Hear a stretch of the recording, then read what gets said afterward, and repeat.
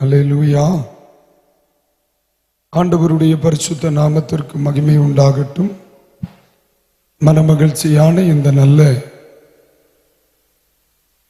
இரவு நேரத்திற்காக ஆண்டவருக்கு நன்றி சொல்லுகிறேன்.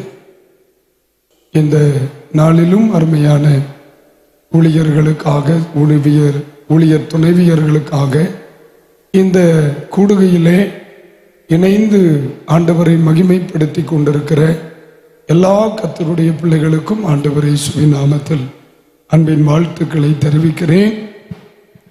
இன்னைக்கு இந்த சத்தம் ரொம்ப தூரங்கள் கேட்கிறது. நம்முடைய கிராமத்தில் அநேகர் இந்த சத்தங்களை கேட்டுக்கொண்டே இருக்கிறாங்க. ஒலிபெருக்கியின் மூலமாக இந்த சத்தங்களை கேட்கிற அருமையான நம்முடைய தேசத்தின் அன்புக்குரியவர்களுக்கும் ஆண்டவர் இயேசுவின் நாமத்திலே வாழ்த்துக்களை நான் மனதார தெரிவிக்கிறேன். ஒருவேளை ஒரு சிலருக்கு இது பிடித்தமாக இருக்கும், ஒரு சிலருக்கு இது வருத்தமாகவும் இருக்கும். ஆனாலும் நம்மையில் உள்ள மிகுந்த அன்பினால், ஆண்டவர் பெயரில் உள்ள அன்பினால் இந்த வார்த்தைகளை ஒரு சிரமமாக எடுத்துக்கொள்ளாதபடி இன்முகத்தோடு இவைகளை கேட்டு நம்மோடு ஒத்துழைக்கிறவர்களை நான் வாழ்த்துகிறேன். தொடர்ந்து கர்த்தர் நம்மோடு கூட இருந்து பேசுவாராக, தொடர்ந்து நம்மோடு இருந்து நடத்துவாராக. இனி ஒரு பாடல், இனி ஒரு ஆராதனைக்கு அவசியம் இல்லை. நாம் தொடர்ந்து தேவ வார்த்தைகளுக்கு நேராய் கவனிப்போம். கர்த்தர் நமக்கு உதவி செய்யட்டும். பகல் வேளையில் தென்காசி பகுதியில் நடைபெற்ற ஒரு போதகர் கருத்தரங்கு ஒன்றில் கர்த்தருடைய ஊழியத்தை முடித்துவிட்டு வருவதற்கு தாமதமாகிவிட்டது. இந்த இரவிலும் மறுபடியும் பலிபீடத்திற்கு முன்னே வருவதற்கு என்னை தகுதிப்படுத்தின தேவனுக்கு நன்றி. அனைவரும் பரிசுத்த வேதாகமத்தை கரங்களில் எடுத்துக்கொண்டு கொலோசியருக்கு எழுதிய நிருபம் முதல் அதிகாரத்தை திருப்பிக் கொள்ளலாம். கொலோசியருக்கு எழுதிய நிருபம் அதனுடைய முதல் அதிகாரத்தை திருப்பிக் கொள்ளுவோம். இந்த பகுதியிலிருந்து இந்த நாட்களில் கர்த்தருடைய வார்த்தைகளை நாம் கவனிக்க போகிறோம். பரிசுத்த ஆவியானவர் நமக்கு உதவி செய்வாராக. குறிப்பாக நேரலையின் மூலமாக இந்த வார்த்தைகளை கவனிக்கிற, நேரலையை பதிவு செய்து ஒலிபரப்பி கொண்டிருக்கிற அன்பர்களுக்கும், தூரங்களிலிருந்து பார்க்கிற கேட்கிற அருமையான தேவனுடைய பிள்ளைகளுக்கும் நான் மனதார நன்றி சொல்லுகிறேன். ஆண்டவர் தாமே நம் ஒவ்வொருவரையும் அளவில்லாமல் ஆசீர்வதிப்பாராக. ஒரு அல்லேலூயா சொல்லுங்களேன், ஆர்ப்பரிப்பா சொல்லுங்களேன். பொதுவாக எனக்கு இந்த சிரித்த முகத்தோடு பேசுவது, பழகுவது, பிரசங்கிப்பது பிடிக்கும். தோத்தர் நீங்க உட்கார்ந்து இருக்கிறது பார்த்தா உலக்கை முழுங்கின மாதிரி இருக்கு. போக போக சரியாகும். நானும் அவசரமா ஓடி வந்தேன்னா அதனால கொஞ்சம் ஸ்டார்டிங் ப்ராப்ளம் இருக்கு. சரியாயிரு, ஆக்கணுமில்ல. அல்லேலூயா. ஆண்டவர் எல்லா உயிரினங்களையும் படைத்து விட்டு மனிதர்களுக்கு மட்டும் சிரிக்கும் தன்மையை கொடுத்தார். எருமைகளுக்கு கொடுக்கவில்லை, பசு மாடுகளுக்கும் கொடுக்கவில்லை. ஆனால் ஆண்டவர் அதை மனிதர்களுக்கு கொடுத்தார். ஏனென்றால் ஆண்டவருக்கு விருப்பம் மனிதர்கள் தம்மில் சிரிக்க வேண்டும், சந்தோஷமாக இருக்க வேண்டும். அது எருமைகளுக்கு இருப்பதில்லை. நாம் அவர்கள் அல்ல, மனிதர்கள். ஆகவே சிரித்த முகத்தோடு பிரசங்கிப்பது என் வழக்கம். சிரித்த முகத்தோடு இருந்தால் எனக்கும் கொஞ்சம் சந்தோஷமா இருக்கும். மனிதர்கள் நடுவில் பிரசங்கிக்கிறோம் என்ற மகிழ்ச்சி எனக்கும் இருக்கும். ஆகவே இந்த 3 நாட்களும் சிரித்த முகத்தோடு, என் முகத்தோடு பிரசங்கிக்க, பிரசங்கத்தை கேட்க நல்லா இருக்கீங்களா?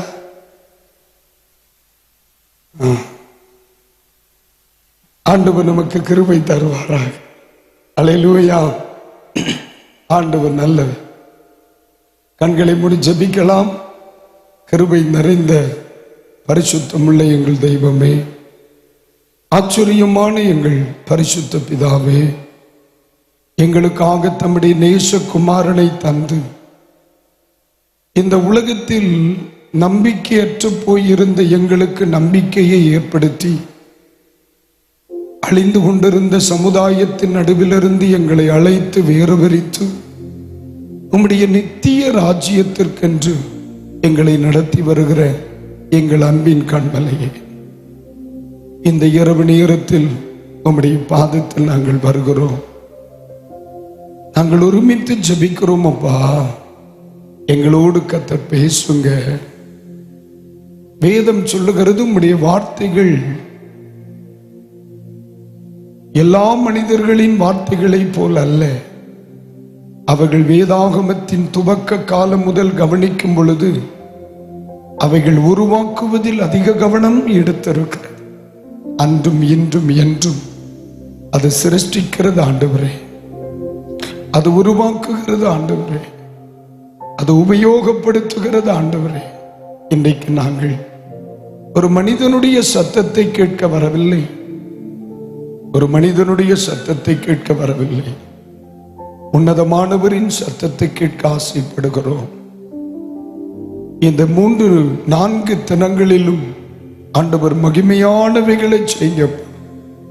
ஆண்டவர் பேசுங்க, ஆண்டவர் செயல்படுங்க, ஆண்டவர் கிரியை செய்யுங்க, ஆண்டவர் தொடுங்கப்பா, எங்களை பலப்படுத்துங்க. இந்த மைதானம் முழுவதும் உடைய கிருபை இருக்கட்டும், இந்த சத்த எல்லை முழுவதும் உடைய கிருபை இருக்கட்டும். வேதம் சொல்லுகிறது, என் சமூகத்தில் வந்து மகிழ்ந்திருங்கள் என்று எழுதப்பட்டிருக்கிறது. இந்த 4 தினங்களும் மனமகிழ்ச்சிய நாட்களாய் இருக்கட்டும் அப்பா. கர்த்தருடைய வார்த்தைகளை கேட்டு எரேமியா உட்கொண்டார் என்று அவர் சொல்லுகிறார். நாங்கள் இந்த வார்த்தைகளை உட்கொண்டு உயிரடைய செய்யும்.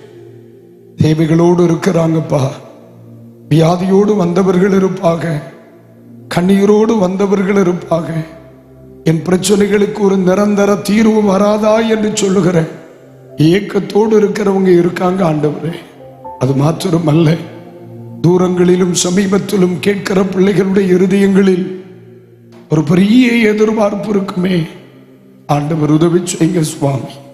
மேடையில் இருக்கிற எல்லா பரிசுத்தவான்கள் தேவ ஊழியர்களுக்காக ஜெபிக்கிறேன். தொடர்ந்து கர்த்தர் அவர்களை பயன்படுத்துங்கப்பா. இந்த நாட்களில் அவர்களையும் உருவாக்கும்படி ஜெபிக்கிறேன். திருநாம மாத்திரம் மகிமைப்படட்டும். எங்கள் கடமைகளை மாத்திரம் செய்கிறோம். இயேசுவின் நாமத்தில் கேட்கிறோம் நல்ல பிதாவே. அல்லேலூயா, அல்லேலூயா. ஆண்டவர் நல்லவர். ரொம்ப சந்தோஷம். கர்த்தர் தொடர்ந்து நம்மை நடத்தட்டும். நன்றி சொல்லும் பொழுது ஒன்று கூட சொல்லணும். என்னுடைய சத்தத்தை மிக நேர்த்தியாக உங்களுக்கு ஒலிபரப்பிக் கொண்டிருக்கிற அன்பு சகோதரருக்கு நன்றி சொல்லுகிறேன். கடந்த 13 நாட்களாக இரவு பகலாக பிரசங்கித்துக் கொண்டிருக்கிறேன். இன்னைக்கு காலை மாலை வரும் பொழுது யோசிச்சுட்டே வந்தேன், ஆண்டவரே யாரிடத்துல போய் சிக்க போறேனோ தெரியலையே. ஆனால் அருமையான பிள்ளையை பார்த்த பின்பு ரொம்ப சந்தோஷம். இந்த 3 நாட்களும் எனக்கு ஆசீர்வாதமாக இருக்கும். ரொம்ப சந்தோஷம். அவரையும் வாழ்த்துகிறேன்.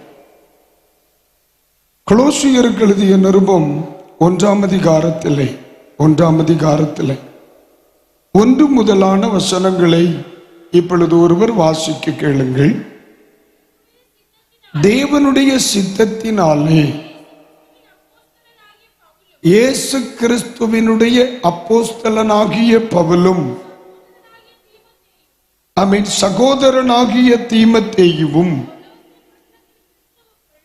கொலோசே பட்டணத்தில் கிறிஸ்துவுக்குள் பரிசுத்தவான்களும் விசுவாசிகளுமாயிருக்கிற சகோதரர்களுக்கு எழுதுகிறதாவது, நம்முடைய பிதாவாகிய தேவனாலும் கர்த்தராகிய இயேசு கிறிஸ்துவினாலும் உங்களுக்கு கிருபையும் சமாதானமும் உண்டாவதாக.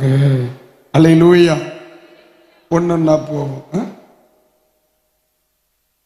இந்த கொலோசை நிருபத்தை, கொலோசை பட்டணத்திற்கு இந்த நிருபத்தை பரிசுத்த பவுல் எழுதும் பொழுது முதலாவது தன்னுடைய நிருபத்தை எழுதும் பொழுது தன்னை குறித்து மிக தெளிவாக எழுதுகிறார். தன்னை குறித்து மிக தெளிவாக எழுதுகிறார். என்ன எழுதுகிறார்? தேவனுடைய சித்தத்தினாலே இயேசு கிறிஸ்துவின் அப்போஸ்தலன் ஆகிய பவுலும் தீமோத்தேயுவும் என்று எழுதுகிறார். வேதம் சொல்லுகிறது, தேவனுடைய சித்தம் என்கிற ஒரு வார்த்தையை பரிசுத்த பவுல் பயன்படுத்துகிறார். தனக்கு தேவனால் அருளப்பட்ட ஊழியம், தனக்கு தேவனால் அழைக்கப்பட்ட அழைப்பு, தனக்கு தேவனால் கொடுக்கப்பட்ட தரிசனம், தனக்கு தேவனால் கொடுக்கப்பட்ட அபிஷேகம், இவைகள் தானாக ஏற்படுத்தப்பட்டவைகள் அல்ல. அவைகள் தேவனுக்கு தேவனுடைய சித்தத்தினால் உண்டானவைகள் என்று அப்போஸ்தலனாகிய பவுல் மிக தெளிவாக நமக்கு எழுதுகிறார். இந்த உலகத்தில் ஒரு விசுவாச தேவ பிள்ளையாக இருந்தாலும் சரி, ஒரு ஊழியம் செய்கிற தேவ பிள்ளைகளாக இருந்தாலும் சரி, எவராக இருப்பினும் ஒருவன் தெய்வீகத்தில் இருக்கிறான் என்று சொன்னால் அங்கே தேவ சித்தம் என்கிற ஒன்று மறைந்திருக்கிறது. இந்த தேவ சித்தம் என்கிற ஒன்றில் இணைக்கப்படாத எந்த மனிதனும் ஊழியத்தில் நிற்க முடியாது. தேவனுடைய சித்தத்தில் ஆரம்பிக்கப்படாத எவர்களுடைய வாழ்க்கையாய் இருந்தாலும் சரி, சுவாச ஜீவிதமாய் இருந்தாலும் சரி, ஊழியமாக இருந்தாலும் சரி, நிற்காது. இங்க நன்றாய் கவனிக்கணும். பரிசுத்த வேதாகமத்தில் நாம் கவனிக்கும் பொழுது முடிந்தது என்று சொல்லுகிற பதத்தை பயன்படுத்துகிற 2 பேரை பார்க்க முடியும். ஒன்று, இயேசு சொன்னார் எல்லாம் முடிந்தது என்று சொன்னார்.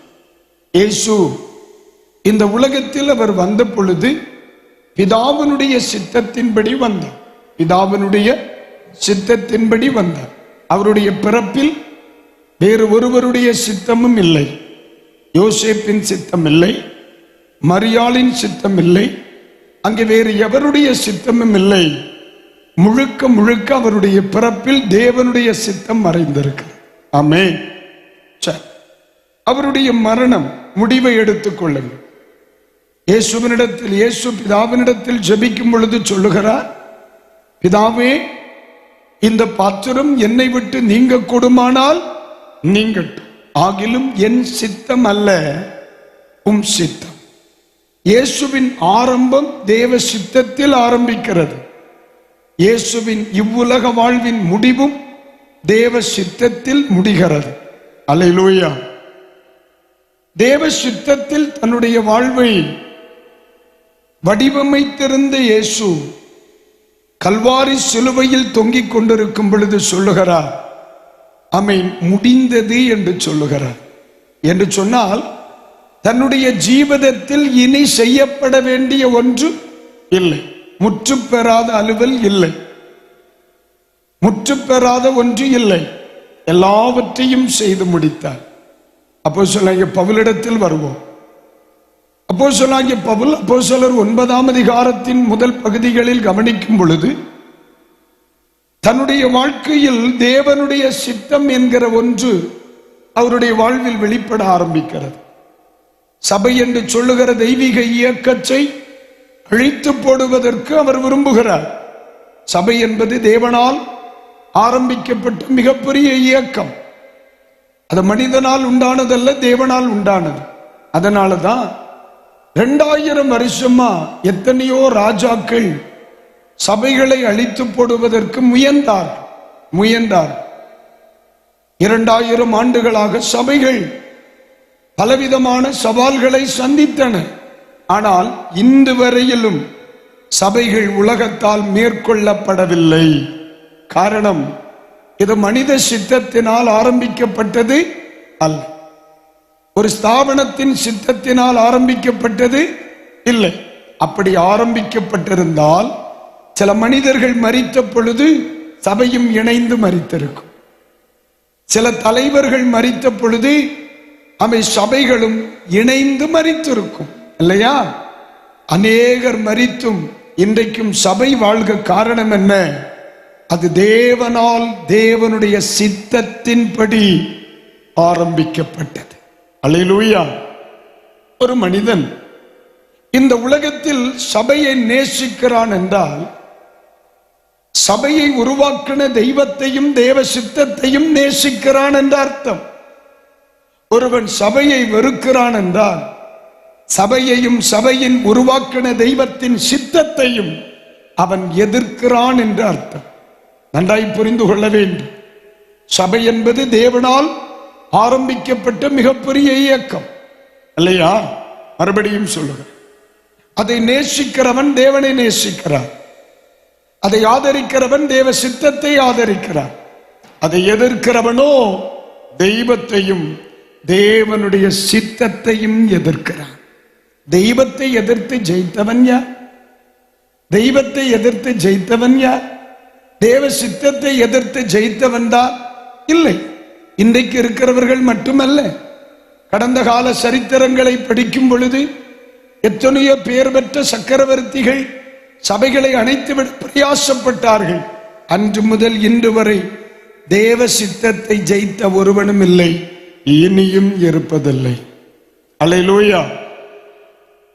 அப்படியானால் சில நேரங்களில் நாம் சொல்லலாம், பாஸ்டர், சிலர் அதை செய்கிறார்களே. அப்போஸ்தலர் 9ஆம் அதிகாரத்திலே பரிசுத்த பவுலடியார் இதை செய்து வருகிறார்.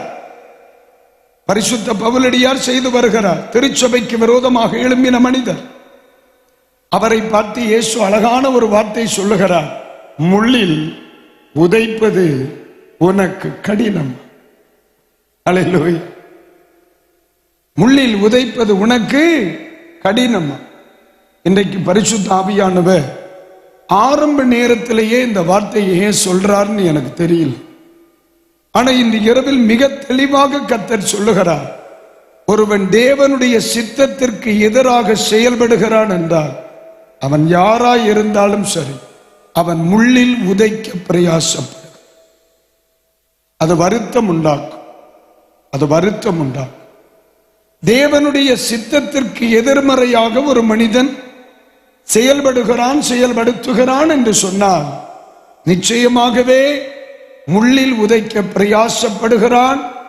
இன்றல்லது நாளை அது அவனுக்கும் அவனது குடும்பத்திற்கும் அவன் தலைமுறைக்கும் கண்ணியாக முடியும் என்பதற்கு எந்த சந்தேகமும் இல்லை. அல்லேலூயா. ஒவ்வொரு மனிதனுடைய அழைப்பிலும் தேவனுடைய சித்தம் இருக்கிறது. தேவனுடைய சித்தம் இருக்கிறது. இங்கே தேவ மனிதர்கள் அமர்ந்திருக்கிறார்கள். அழைப்பிலும் ஊழியத்திலும் தேவ சித்தம் இருக்கிறது, இல்லைங்களா பாஸ்டர்?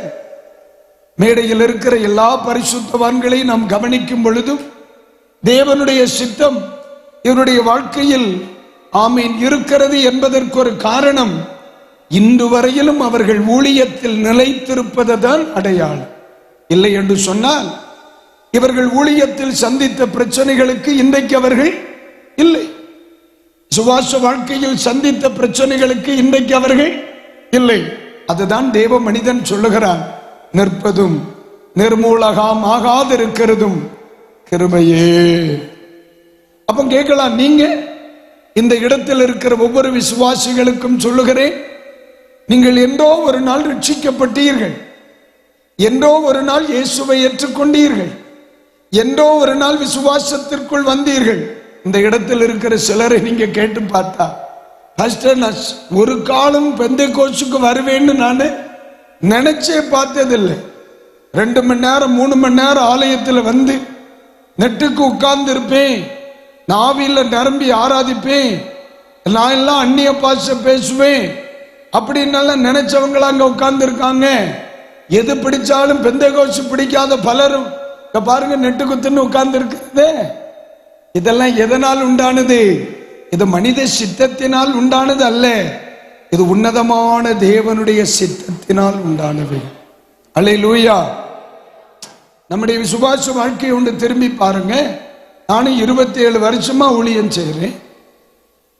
கடந்த காலங்களை ஒன்று நினைச்சு பார்த்தா நமக்கு யோசிப்போம்ல, எப்படி நின்னோம், எப்படி நம்ம விசுவாச வாழ்க்கை நின்னுச்சு, எப்படி நம்ம ஆவிக்குரிய வாழ்க்கை நின்னுச்சு.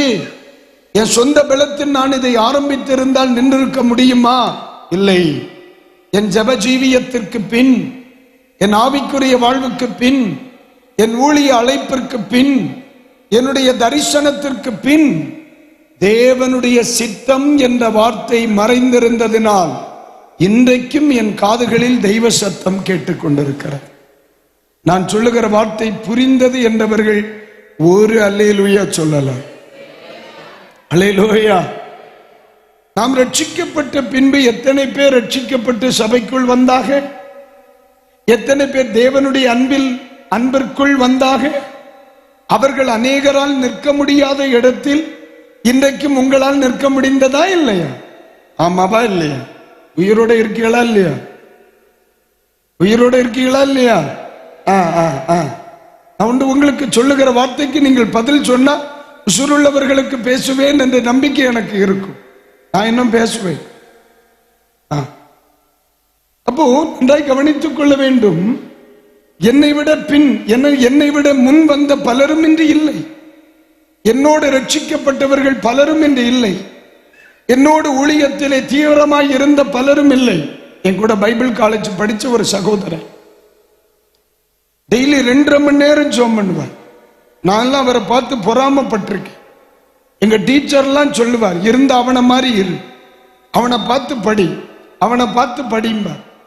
நாங்க எங்க அவரை பார்த்து படிக்க? நமக்கு 10 நிமிஷம் ஜெபம் பண்ணாலே இப்ப கின்னஸ் புக்கில் இடம் வாங்கின மாதிரி ஆயிட்டு.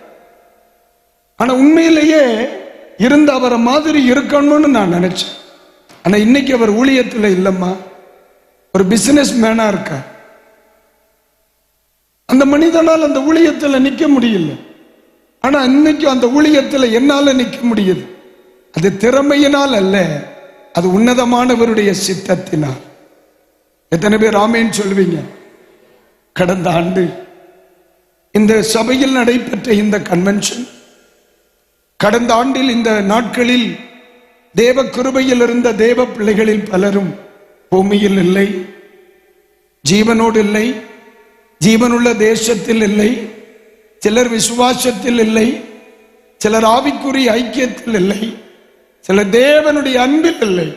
ஆனா இன்றைக்கு ராத்திரியிலும் உன்னதமானவருடைய சத்தம் என் காதுகளில் கேட்க, எலியா சொன்னது போல கர்த்தருக்கு முன்பதாக வந்து அமருகிற ஒரு வாய்ப்பு எனக்கு கிடைத்திருக்குமானால் 100% சொல்லுகிறேன், என் தேவனுடைய சித்தத்திற்காக ஸ்தோத்திரம். வலதுகரம் உயர்த்தி ஒரு அல்லேலூயா சொல்லலாம்.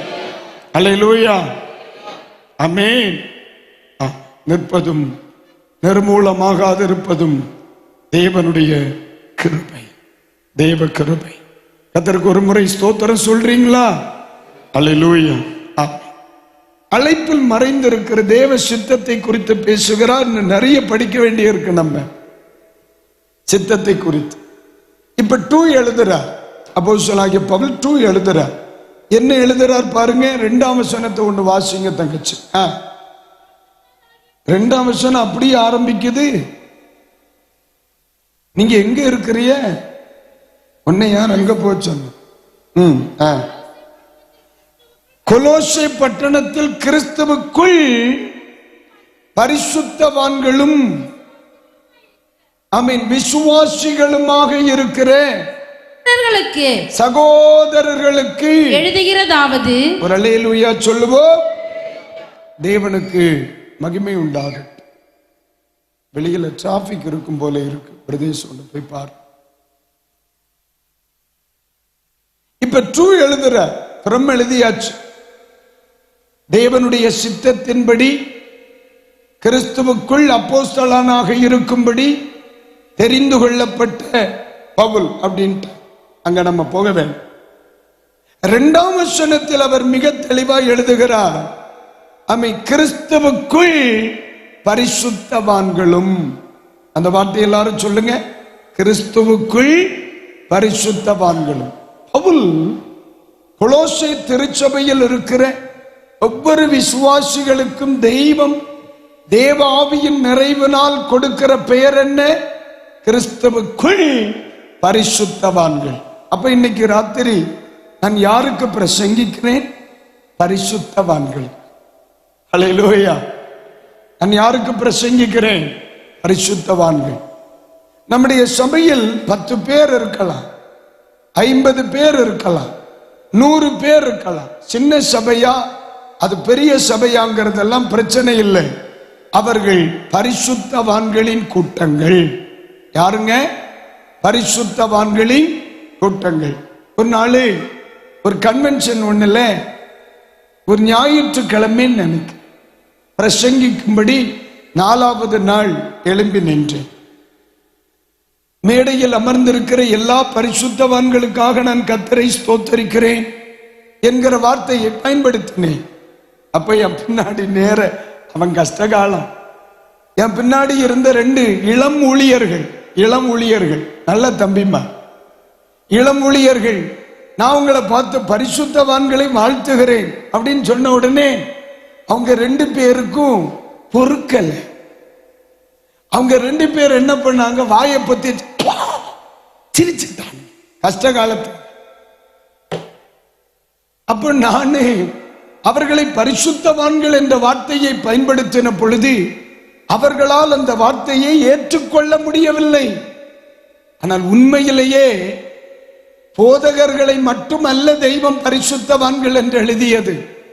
இந்த தேசத்தில் உன்னதமானவரால் அழைக்கப்பட்டு இயேசு கிறிஸ்துவின் இரத்தத்தினால் சுத்திகரிக்கப்பட்டு உலகத்தையும் பாவத்தையும் உலகத்திற்குரிய ஆச்சாரங்களையும் விட்டு உன்னதமான தெய்வத்தினுடைய பரிசுத்த வேதாகமத்தை சுமந்து கொண்டு இந்த திருச்சபையிலும் இந்த தேசத்தின் திருச்சபைகளிலும் தெய்வத்தை ஆராதிக்கிற எல்லா தெய்வ மக்களையும் பரிசுத்த வேதம் பரிசுத்தவான்கள் என்றுதான் அழைக்கிறது. அல்லேலூயா. அப்படியானால் இன்று இரவில் நானும் உங்களை எப்படித்தான் பார்க்க வேண்டும்? பரிசுத்தவான்கள் என்றுதான் பார்க்க வேண்டும். நாங்களும் உங்களை எப்படித்தான் பார்க்க வேண்டும்? பரிசுத்தவான்கள் என்றுதான் பார்க்க வேண்டும். இப்ப நான் ஆண்டவருக்கு ஒரு தேங்க்ஸ் சொல்ல போறேன். என்ன தேங்க்ஸ் சொல்லணும்னா, இந்த அருமையான இந்த பகுதியில் ஆண்டவர் ஆரம்பித்து நடத்தி வருகிற இந்த பூரண பெந்தைக்கோஸ்தே சபையில் தெய்வம் ஏற்படுத்தி கொடுத்த நல்ல பரிசுத்தவான்களின் கூட்டத்திற்காக என் ஆண்டவருக்கு நான் நன்றி சொல்லுகிறேன். அல்லேலூயா, அல்லேலூயா. இவர்கள் யார்? பரிசுத்தவான்களை நடத்தக்கூடிய பரிசுத்தவான்கள். ஆமென். அப்ப இன்றைக்கு ராத்திரி பொழுதிலே நான் யார் நடுவில் பிரசங்கித்துக் கொண்டிருக்கிறேன்? உலகத்தார் நடுவில் அல்ல, பரிசுத்தவான்களின் நடுவில் பிரசங்கித்துக் கொண்டிருக்கிறேன். அப்ப பரிசுத்தவான்களின் முகம் எப்பவும் சிரிப்பா இருக்கும் இல்லையா? ஆமென். தோத்திர மகிழ்ச்சியா இருப்பாங்க, அப்படித்தானே? அதை இன்னும் எதிர்பார்க்கிறேன். 2ஆம் வசனத்திலே அவர் முதலாவது பரிசுத்தவான்கள் என்று சொல்லிவிட்டு 2வது ஒரு வார்த்தை சொல்லுகிறார். வாசி தங்கச்சி, அது என்ன வார்த்தை? இல்லையே, ஒன்ன நான் கண்டிப்பா 2 நாளையில நீ சிலுவை ஆர்வ வாய்ப்பு இருக்கு. ஒன்னே விட்டதிலிருந்து பரிசுத்தவான்களும் விசுவாசிகளுமாய் இருக்கிற. நீ சும்மா வாசிச்சா போதும், ஏன்னா தமிழ் தப்பு தப்பா வாசிப்பேன். ஆனா இன்னொருத்தன் வாசிக்க நான் விட மாட்டேன். அதாக்க சம்பவம். ஒரு அல்லேலூயா சொல்லுங்க. அல்லேலூயா. இந்த 3 நாள் நம்ம என்னெல்லாம் பார்க்க வேண்டி இருக்கு. இந்த பகுதியில் அவர் சபையில் இருக்கிற விசுவாச பிள்ளைகளுக்கு அவர் சொல்லுகிற 2வது வார்த்தை என்ன? விசுவாசிகளாகிய கூட்டம். நமக்கு தெய்வம் கொடுத்த பெயர் என்ன? விசுவாசிகள். இந்த ராத்திரி இந்த கூட்டத்திற்குட்பட்ட எல்லா தேவ பிள்ளைகளும் கைகளை உயர்த்தி ஒரு அல்லேலூயா சொல்லுங்க.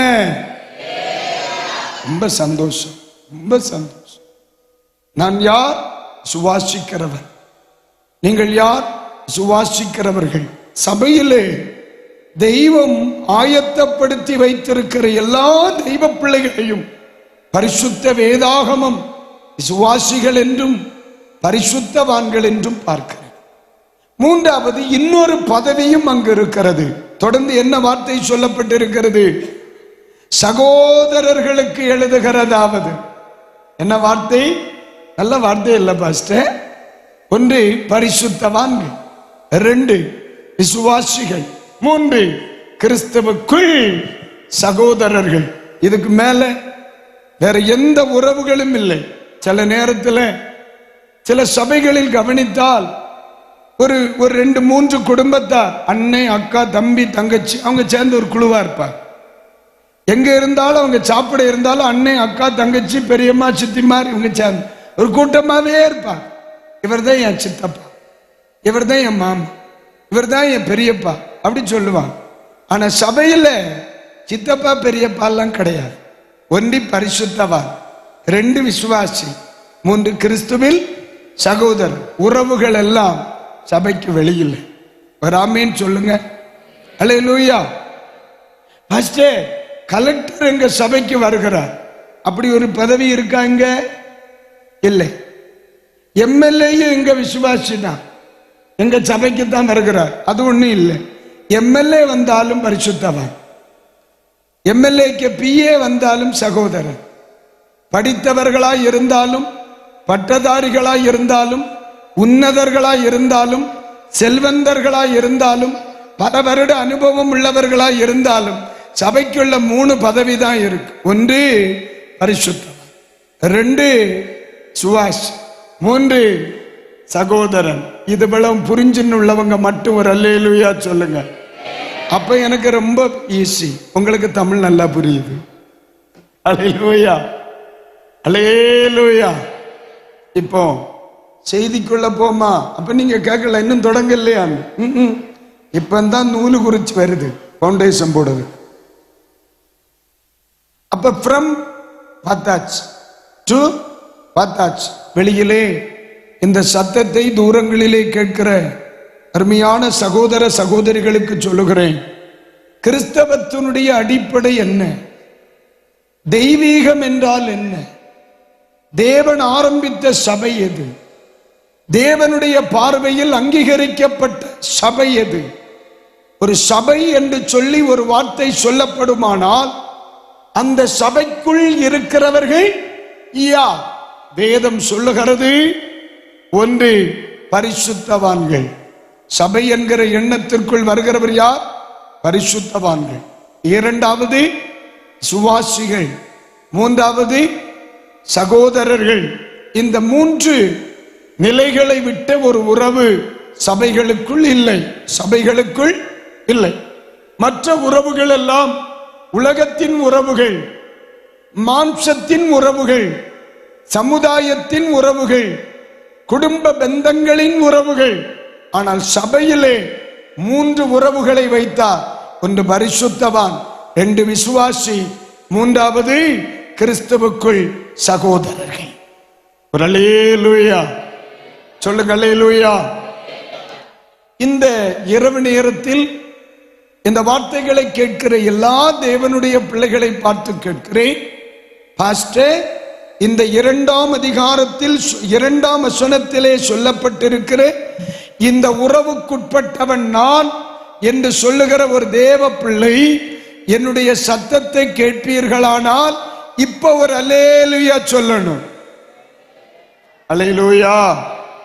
அப்ப நான் உங்களுக்கு ஒரு வார்த்தை சொல்ல, வசனத்தில் இருந்த அந்த வசனத்தினுடைய கடைசி பகுதி இருக்கலாமா? அந்த வார்த்தை வசனத்தை வாசிமா. இதுவரை வாசிக்காதது. கர்த்தராகிய இயேசு கிறிஸ்துவினாலும்,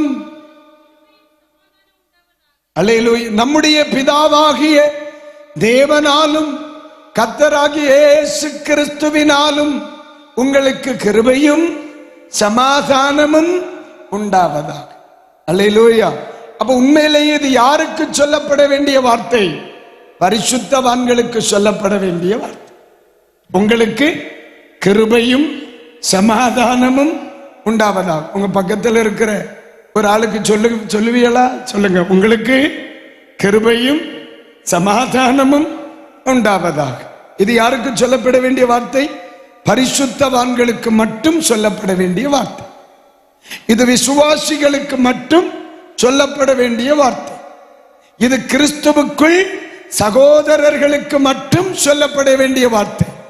உங்களுடைய கிறிஸ்துவில் சகோதரனாய் சொல்லுகிறேன், பிதாவாகிய தேவனாலும் குமாரனாகிய இயேசு கிறிஸ்துவினாலும் உங்களுக்கு கிருபையும் சமாதானமும் உண்டாவதாக.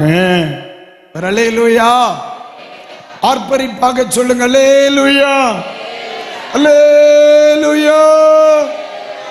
ரொம்ப சந்தோஷம். இப்ப ஃப்ரம் டு எல்லாம் ஓகேவா? நன்றி. இன்னும் நம்ம தொடர்ந்து படிக்க போறோம். இப்போ இந்த கடிதம் எழுதுவதற்கான காரணம் என்ன? இந்த நிருபம் எழுதப்படுவதற்கான காரணம் என்ன? இந்த கொலோசிய சபையில் அப்போஸ்தலனாகிய பவுல் சந்தோஷப்படுகிறவைகளும் இருந்தது, தேவை என்று உணர்கிறவைகளும் இருந்துச்சு. இந்த சபையை குறித்து அவர் மிக அழகாய் சொல்லுகிறார். 3வது வசனத்தை இப்பொழுது வாசிக்க கேளுங்கள். கிறிஸ்து இயேசுவின் மேலுள்ள உங்கள் விசுவாசத்தையும் பரிசுத்தவான்கள் எல்லார் மேலுள்ள உங்கள் அன்பையும் குறித்து நாங்கள் கேள்விப்பட்டு ஒரு ஆமேன் சொல்லுங்க. அல்லேலூயா. 4ஆம் வசனம். பரலோகத்தில் உங்களுக்காக வைத்திருக்கிற நம்பிக்கையின் நிமித்தம் நம்முடைய கர்த்தராகிய இயேசு கிறிஸ்துவின் பிதாவாகிய தேவனுக்கு ஸ்தோத்திரம் செலுத்தி எப்பொழுதும் உங்களுக்காக வேண்டுதல் செய்கிறோம். கைகளை உயர்த்தி ஒரு அல்லேலூயா, அல்லேலூயா. கர்த்தருக்கு ஸ்தோத்திரம் உண்டாகட்டும். இந்த இடத்துல அப்போஸ்தலனாகிய பவுல் இந்த இடத்துல 2 வார்த்தைகளை பயன்படுத்துகிறார். 2 வார்த்தைகள் பயன்படுத்தப்படுகிறார். ஒன்று 5ஆம் வசனத்தினுடைய கடைசி பகுதியை பாருங்க. பிதாவாகிய தேவனுக்கு ஸ்தோத்திரம் செலுத்தி. அந்த வார்த்தை எல்லாரும் இணைந்து சொல்லுங்க. பிதாவாகிய தேவனுக்கு ஸ்தோத்திரம் செலுத்தி. ஒன்று, அவர் ஸ்தோத்திரம் சொல்லுகிறார். 2வது சொல்லுகிறார், எப்பொழுதும் உங்களுக்காக வேண்டுதல் செய்கிறோம். எப்பொழுதும் உங்களுக்காக வேண்டுதல் செய்கிறோம். கர்த்தருக்கு ஸ்தோத்திரம். 11ஆம் வசனம் எடுங்க. 11ஆம் வசனத்தை பாருங்க. அதனுடைய கடைசி வரியை ஒண்ணு பாருங்க, என்ன எழுதி இருக்கு. எல்லாரும் பாருங்க. கடைசி வரியில உங்களுக்காக வேண்டுதல் செய்கிறோம். அப்போ 2 வார்த்தைகளை சொல்லுகிறார். ஒன்று, உங்களுக்காக ஸ்தோத்திரம் சொல்றோம், உங்களுக்காக ஸ்தோத்திரம் சொல்லுகிறோம். 2வது சொல்லுகிறார், உங்களுக்காக எப்பொழுதும் வேண்டுதல் செய்கிறோம். வேண்டுதல் செய்கிறோம். ஒன்று ஸ்தோத்திரம், இன்னொன்று வேண்டுதல்.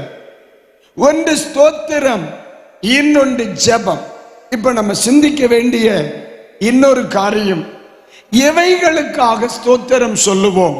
நம்ம சாதாரணமா நம்ம சபைகளில் ஸ்தோத்திரம் சொல்ற பழக்கம் இருக்குல்ல.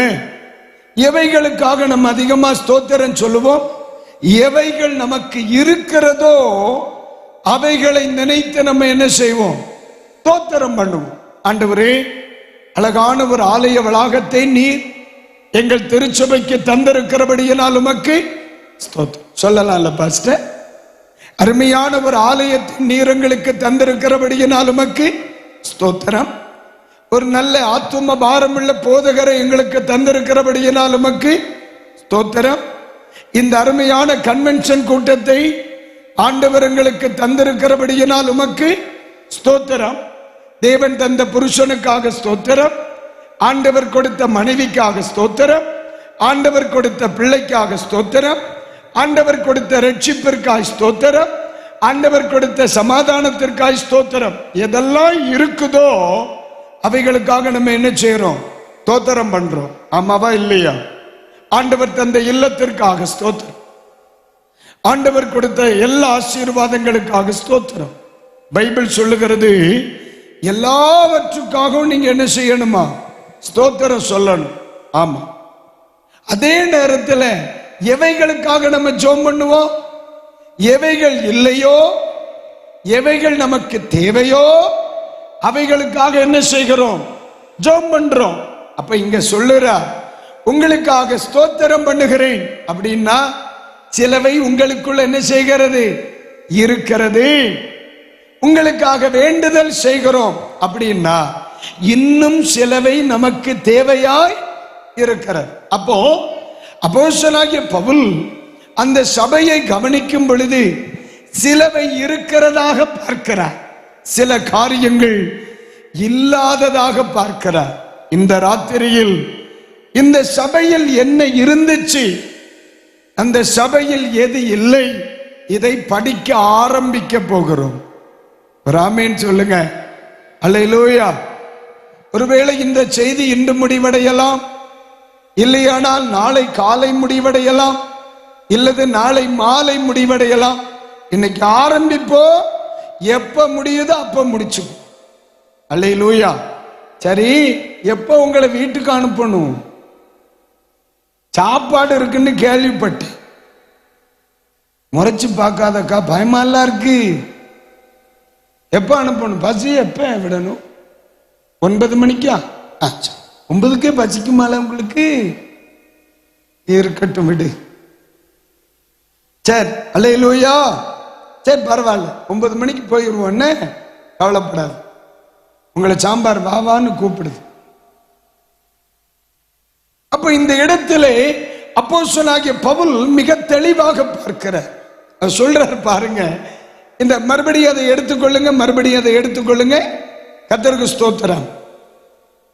8ஆம் வசனத்திலே வாசிக்கும் பொழுது, 7, 8 வசனங்களை வாசிக்கும் பொழுது, எப்பாவிப்பிராவினிடத்தில் நீங்கள் கற்றறிந்திருக்கிறீர்கள், ஆவிக்குள்ளான உங்கள் அன்பையும் அவனே எங்களுக்கு என்ன செய்யப்படுத்தினான்? தெரியப்படுத்தினான் என்று சொல்லுகிறார். இவர் ஏன் ஸ்தோத்திரம் பண்றார்னு நான் படிச்சு பார்த்தேன். இருக்கிறதும் தெரிஞ்சிருக்கு, இல்லாததும் தெரிஞ்சிருக்கு. இது உண்மையிலேயே இருக்கிறது யாரால தெரிஞ்சிச்சு? எப்பாப்பிராவினால தான். இல்லாததும் யாரால தான் தெரிஞ்சிருக்கு? எப்பாப்பிராவினால தான். அப்ப இந்த இடத்திலே பரிசுத்த வேதாகமம் சொல்லுகிறது, அந்த சபையில் இருந்தவைகளவை, அந்த சபையில் இருந்தவைகளவை. படிக்கலாமா? மறுபடியும் 3ஆம் வசனத்தை தங்கச்சி படி. கிறிஸ்து இயேசுவின் மேலுள்ள உங்களுடைய விசுவாசத்தையும். ஒரு ஆமேன் சொல்லுங்க. கேள்விப்படுறான், ஐயா இந்த சபைக்குள்ள என்ன இருக்கு? கிறிஸ்து இயேசுவின் மேலுள்ள விசுவாசம் இருக்கின்ற. அது சொல்றார். என் பாப்பரா இந்த சபையை குறித்து சொல்றார். ஐயா, கொலோசே சபை ரொம்ப அழகா இருக்கு, சபை கிருபையில இருக்கு. அந்த சபையில யாரை நீங்க பார்த்தாலும் சரி, ஆண்டவர் பேரில் அவர்களுடைய விசுவாசம் எப்படி இருக்கிறது? ரொம்ப அழகா இருக்கு, பார்த்துக்கிடுங்க என்ற. அல்லேலூயா. விசுவாசம் சொல்லுங்க. அந்த வார்த்தையை ஒருமுறை கூட சொல்லுங்க. இந்த விசுவாசம் என்கிற ஒன்று ஒரு சபையில் இருக்குமானால், உண்மையிலேயே அந்த விசுவாசத்தின் கூட்டம் அப்படின்னு நம்ம பார்க்கிறத விட, இந்த ஆவிக்குரிய சபைக்கு சொல்றேனே, விசுவாசத்தினால் நமக்கு ஏற்படுகிற ஒன்று. பைபிள் சொல்லுகிறது, கிருபையினாலே விசுவாசத்தை கொண்டு ரட்சிக்கப்பட்டிருக்கிறீர்கள். அல்லேலூயா. நமக்கு விசுவாசத்தினாலே கிடைத்த பெரிய ஆசீர்வாதம் என்ன? ஆத்தும ரட்சிப்பு. ஒரு மனிதனிடத்தில் அவன் விசுவாசிக்கிறவன் அப்படின்னா உடனே நம்ம கணிச்சிடலாம், அவன் யார்? ரட்சிக்கப்பட்டவன். அந்த குடும்பமா சுவாச குடும்பம் அப்படின்னு நம்ம சொன்னா உடனே கணிச்சிடலாம், ரைட், அவங்க ரட்சிக்கப்பட்டவர்கள். அந்த சகோதரனா நல்ல விசுவாசி அப்படின்னு சொல்றாங்கன்னா உடனே நமக்கு கணிச்சிடலாம், அவங்க யாருதான்? ரட்சிக்கப்பட்டவர்கள். பைபிள் சொல்லுகிறது, நீதி உண்டாக இருதயத்திலே விசுவாசிக்கப்படும், ரட்சிப்புண்டாக வாயினால் என்ன செய்யப்படுகிறது? அறிக்கையிடப்படுகிறது. பாருங்க. அப்ப இந்த சபை விசுவாச நிலை கொண்ட ஒரு சபை அப்படின்னா ரட்சிக்கப்பட்ட சபை. அல்லேலூயா. கொலோசே சபை எப்படிப்பட்ட சபை? ரட்சிக்கப்பட்ட சபை. ஏன்னா பைபிள் சொல்லுது, ரட்சிக்கப்பட்டவர்களை அனுதினமும் கர்த்தர் சபையிலே சேர்த்து கொண்டே வருகிறாரா. அல்லேலூயா. இன்னைக்கு சபைகள் பல வகை. அப்பா கிறிஸ்தவ, அம்மா கிறிஸ்தவர்கள், பிள்ளை யாராக மாறிவிடுகிறார்? கிறிஸ்தவ. அப்படி அவர் என்ன செய்து விடுகிறார்? அந்த சபையில் ஒரு மெம்பரா மாறி இருக்கிறார். தோத்திர பஞ்சாயத்து மெம்பரை சொல்லல, சர்ச் மெம்பரை சொன்னி. ஆனா கிறிஸ்துவின் சபை அப்படி அல்ல. கிறிஸ்துவின் சபையிலே ஒருவன் அங்கத்தினனாக வேண்டுமானால் அப்பா கிறிஸ்தவனாக இருந்தா பத்தாது, அம்மா கிறிஸ்தவளாக இருந்தால் பத்தாது. சுந்தரராஜுக்கும் சரோஜனி மைனிக்கும் பிறந்ததுனால ஒருவன் கிறிஸ்தவனாகலாம், ஆனால் சபையில் அங்கத்தினனாக முடியாது. அதனாலதான் ரட்சிக்கப்பட்ட அப்பா, ரட்சிக்கப்பட்ட அம்மா தம் பிள்ளையினுடைய ரட்சிப்பிற்காக ஜெபம் பண்ணுது. அல்லேலூயா. நம்முடைய சபைகளில் the biological growth, பரம்பரை வளர்ச்சின்னு இருக்கு. ஆனா ஆவிக்குரிய சபையில் ரட்சிக்கப்பட்ட கூட்டத்தில் பயாலஜிக்கல் growth எண்ணிக்கைக்கு வரார். புரியுதா இல்லையா? எனக்கு ஆண்டவர் 2 பிள்ளைகளை தந்திருக்கிறார். பரலோகத்தில் என்னுடைய பிள்ளைகள் அங்கத்தினர்கள் ஆக வேண்டுமானால் அவங்க 2 பேரும் இயேசுவை விசுவாசிச்சிருக்கணும், மனம் திரும்பி இருக்கணும், பரிசுத்தாவியை பெற்றிருக்கணும், பிதாகுமார பரிசுத்தாவியின் நாமத்தில் ஞான ஸ்நானம் எடுக்கணும். பாஸ்டருக்கு பிறந்ததுனால சபையில மெம்பராக முடியாது. பாஸ்டருக்கு பிள்ளையானதுனால பரலோகத்துக்கு போகவும் முடியாது. பாஸ்டருக்கு பிறந்ததுனால வேணும்னா பருப்பு கறியில கொஞ்சம் கூட கிடைக்கும். இல்லையாண்ணா? இல்லையாம்மா? இல்லைன்னு சொல்லுவியாம்மா? கண்டிப்பா 10 பருப்பாது கூடல் விழும்.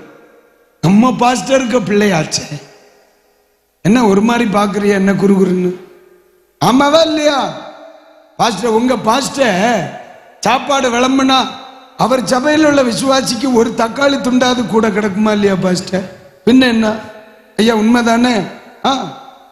அவங்களுக்கெல்லாம் 3 தக்காளி துண்டு விழுந்துன்னா தான் விசுவாசிக்கு ஒரு துண்டு கூட விழும். ஏன் ஒன்னு கூட வச்சு என் பிள்ளைகள் இல்ல விழுமா இல்லையா? ஆனா அது இங்க ஏன்னா பருப்பு கூட கிடைக்கலாம், சாம்பார் கூட கிடைக்கலாம், ரசம் கூட கிடைக்கலாம், ஒரு கப்பு கூட பாயசம் கிடைக்கலாம். ஆனா பரலோகத்துல வாய்ப்பே இல்லை. பரலோகத்துக்கு போனோம்னா என்னை ரட்சித்த என் தெய்வத்தினுடைய பாக்கியத்தை என் பிள்ளையும் பெறணும் இல்லை? அல்லேலூயா. ஒரு ஆமீன் சொல்லுங்க. அல்லேலூயா. சில சபைகளில் நாங்கள் அங்கத்தினர்கள் என்று பறைசாற்றிக் கொள்கிறவர்களுக்கு சொல்லுகிறேன், பூமிக்குரிய பெயரளவில் சபைகளில் நாம் அங்கத்தினர்களாய் இருப்பதினால் பூமியில் வேண்டுமானால் நமக்கு அது பெருமையாக இருக்கலாம். கிறிஸ்துவின் சபையாகிய பரலோகத்திலே நான் பங்காளியாய் மாற வேண்டுமானால் நானும் மனம் திரும்பி இருக்கணும், நானும் ரட்சிக்கப்பட்டிருக்கணும், நானும் இயேசுவை ஏற்றுக்கொண்டிருக்கணும், நானும் பிதா குமாரன் பரிசுத்த ஆவியின் நாமத்தில் ஞான ஸ்நானம் பெறணும். அதனாலதான் ஒவ்வொரு வருஷமும் இந்த வெள்ளை துணி போட்டவங்க எல்லாம் இந்த மாதிரி கன்வென்ஷனை வச்சு மனம் திரும்புதலை குறித்து, ரட்சிப்பை குறித்து, விசுவாசத்தை குறித்து, ஞான ஸ்நானத்தை குறித்து ரிமைண்ட் பண்றாங்க, ஞாபகப்படுத்துறாங்க. அல்லேலூயா சொல்லலாமா? அந்த சபையில என்ன இருக்கு? சுவாசம் இருந்திருக்கு. அப்ப அந்த விசுவாசம் இருந்ததானால் அந்த சபை எப்படிப்பட்ட சபை? ரட்சிக்கப்பட்ட சபை. கைகளை உயர்த்தி ஒரு அல்லேலூயா சொல்லுங்க. அல்லேலூயா. பூமியிலே ஒருவன் இயேசுவை சொந்த ரட்சகராக ஏற்றுக்கொண்டு ரட்சிக்கப்படும் பொழுது பரலோகத்திலே ஒரு நிகழ்வு உண்டாகிறது. ஜீவ புஸ்தகத்தில் அவர்கள் என்ன செய்யப்படுகிறார்கள்? பேரெழுதப்படுகிறார்கள். அப்ப இன்றைக்கு ராத்திரியில் இந்த சத்தத்தை கேட்கிற எல்லாருக்கும் நான் சொல்லுவேன், இந்த பூமியிலே நமக்கு தெய்வம் கொடுக்கிற பெரிய பாக்கியம், நம்ம பூமியில் இருக்கும் பொழுதே பரலோகத்திலே பேரெழுதப்படுகிற பெரிய பாக்கியத்தை கர்த்தர் தந்திருக்கிறார். கர்த்தருக்கு ஸ்தோத்திரம் சொல்ல முடியுமா? ஆண்டவருக்கு ஸ்தோத்திரம் சொல்ல முடியுமா? எத்தனை பேர் ஆண்டவர் என்னை ரட்சித்தார் என்று சொல்லி சந்தோஷமா ஒரு அல்லேலூயா சொல்லுங்க. அல்லேலூயா. சந்தோஷம் பொங்குதே.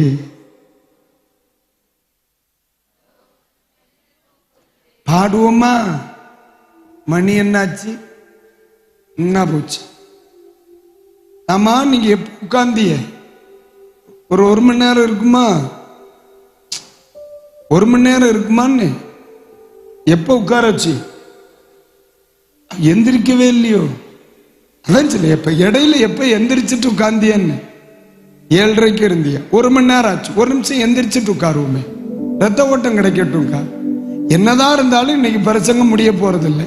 எங்க முடியுதோ அங்க முடிப்ப போறேன். சாம்பார் வா வா என்று அழைக்கிறது. எழும்பு. என்ன ஒரு மாதிரி பாக்குறிய?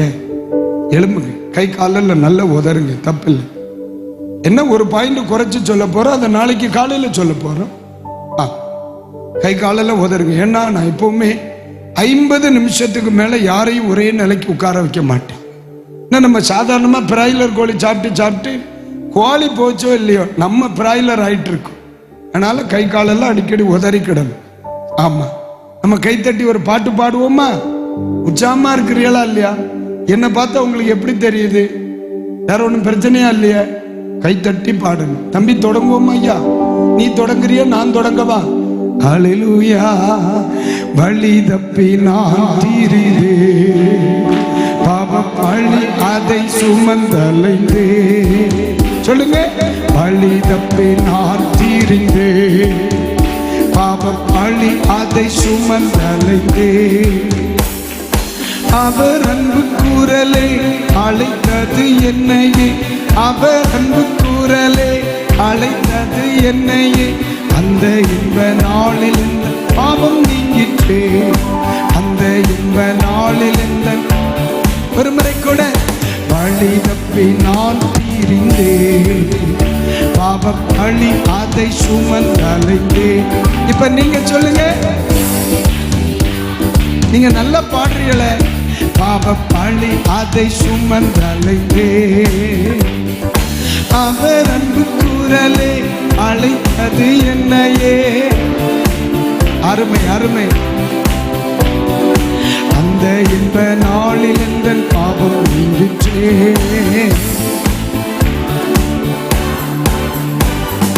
பாவத்தில் ஜீவிப்பவர் பாதாளத்தில் அழிந்திடுவார். சொல்லுவோம்.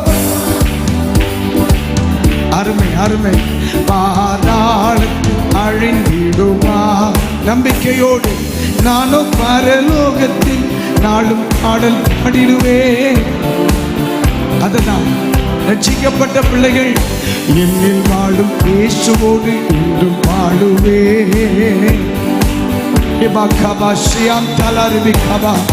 பாவத்தில் ஜீவிப்பவர் பாதாளத்தில் அழிந்திடுவார். அப்பா ஆண்டவரே, பெரிய பாக்கியத்தை எங்களுக்கு தந்தீங்களேயா. ஆனால் இயேசு கைவிடா, தானாய் வந்து ரட்சிப்பார். அந்த நல்ல இயேசு எந்தன் சொந்த மகனே. சத்துரு சோதித்திட, சத்திரு சோதித்திட தெய்வ உத்தரவுடன் வருவா. சொல்லுவோமா? ஓ ரபாலா சியா கரபாலா. இது ரட்சிக்கப்பட்டவங்க மட்டும்தான் சந்தோஷமா பாட முடியும். ஆனால் இயேசு கைவிடா, தானாய் வந்து ரட்சிப்பார், தானாய் வந்து ரட்சிப்பார். அந்த நல்ல இயேசு எந்தன் சொந்த மகனே.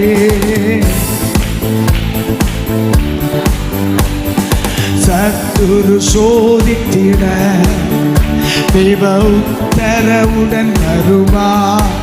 சொல்லுங்க உற்சாகமா உற்சாகமா. Thank you. ஹல்லேலூயா. ஆனால் இயேசு கைவிடா,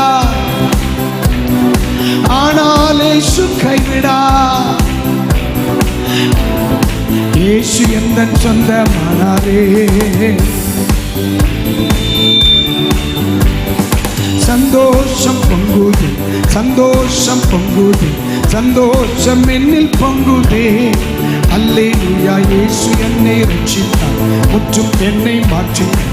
சந்தோஷம் என்னில் பொங்குதே, ஆமீன். சந்தோஷம் பொங்குதே, சந்தோஷம் பொங்குதே, சந்தோஷம் என்னில் பொங்குதே.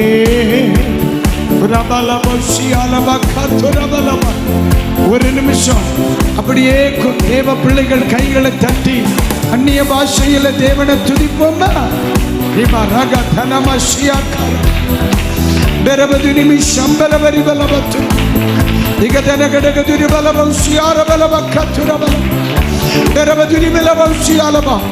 ஆமா, ரட்சிக்கப்பட்ட பிள்ளைகள், விசுவாசத்திற்குள்ள வந்த தேவ பிள்ளைகள் கொஞ்ச நேர கர்த்தரை ஆராதிக்கும் பொழுது அது ரொம்ப சந்தோஷம். ஆண்டவர் ரொம்ப மகிழ்ச்சி அடைகிறார்.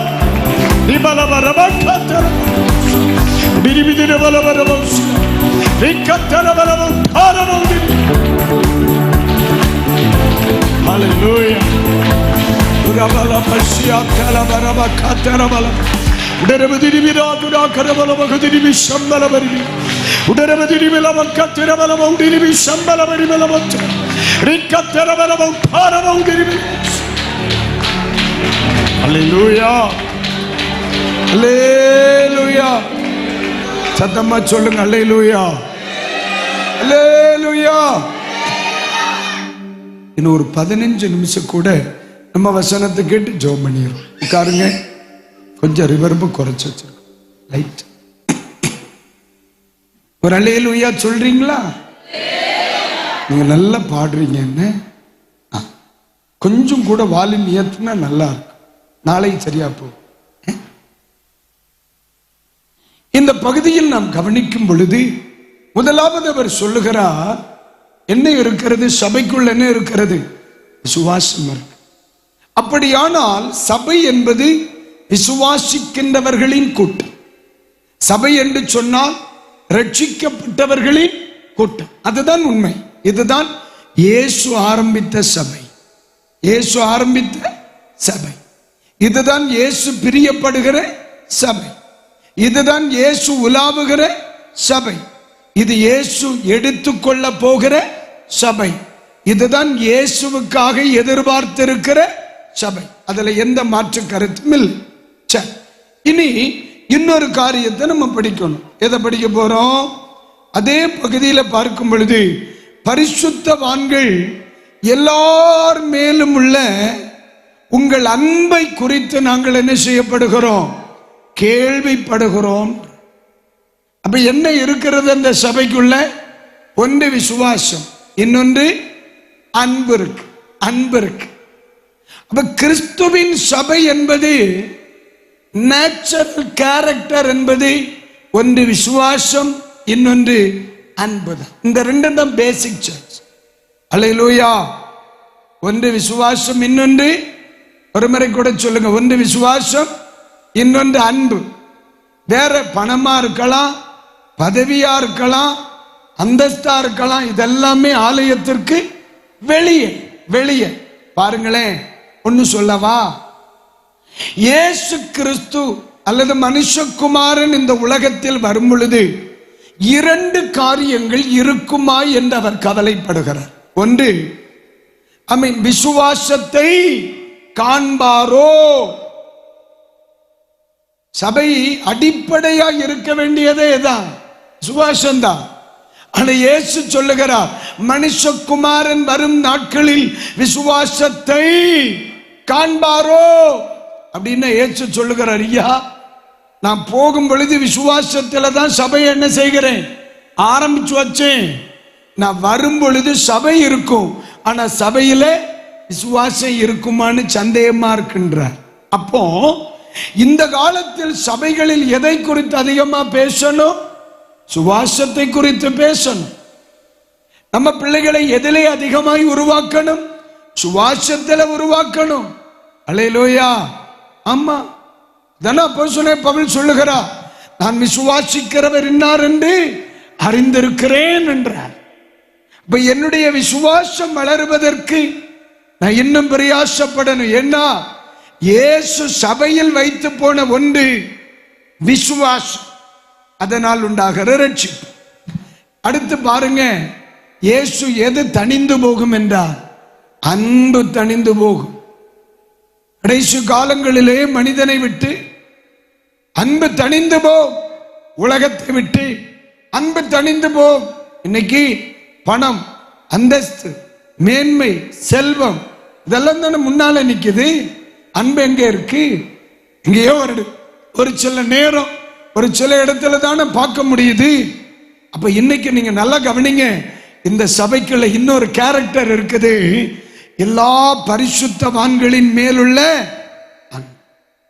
இவர்களால என்ன செய்ய முடியுது பாஸ்டர்? எல்லாரையும் நேசிக்க முடியுது பாஸ்டர். ஹல்லேலூயா. பாத்தீங்களா? That is church. இதுதான் சபை.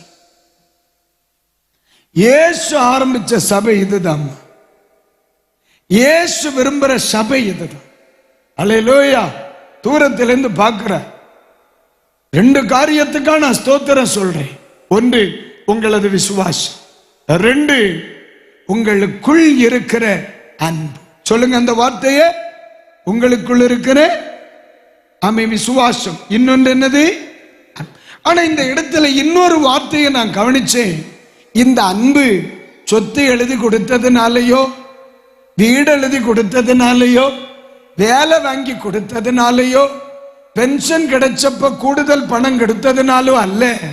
அங்க ஒரு வார்த்தை இருக்கிறது. இந்த அன்பு எதனால் ஆனது? 8ஆம் வசனத்தினுடைய முத வரிய ஒண்ணு பாருங்க. ஆவிக்குள்ளான உங்கள் அன்பு. அல்லேலூயா. ஏன் இந்த அன்பை சாதாரணமா சொல்லல? ஏன்னா அன்பு தணிந்து போகும். பாருங்களேன். நம்ம நீங்க எப்படின்னு தெரியல, பலரும் லவ் பண்ணி கல்யாணம் பண்ணி இருக்காங்க. இல்லம்மா, லவ் பண்ணுங்க காலத்துல பாஸ்டர் கொள்ளார் லவ் பண்ண காலத்துல என்ன சொல்லுவான்? உன்னை பார்க்காம இருக்கவே முடியல. எப்படி உன்னை இன்னும் நான் பார்க்காம இருக்கேன்? சனி ஞாயிறு காலேஜுக்கு வர மாட்டியே கேட்ப. கல்யாணத்துக்கு போற உன்னை பார்க்கவே பிடிக்கலன்னு சொல்லு இல்லையா சகோதரா? சில சிரிக்கிறத பார்த்து அது போல இருக்கு இல்லையா? ஒரு காலத்தில் அவங்க என்ன சொல்றாங்க? உன்னை என்னால பார்க்காம இருக்க முடியல. அவ்வளவு பாசம். சிலரெல்லாம் பிச்சா போய்விட மாட்டான். காலை சாப்பாடு அங்கதான்.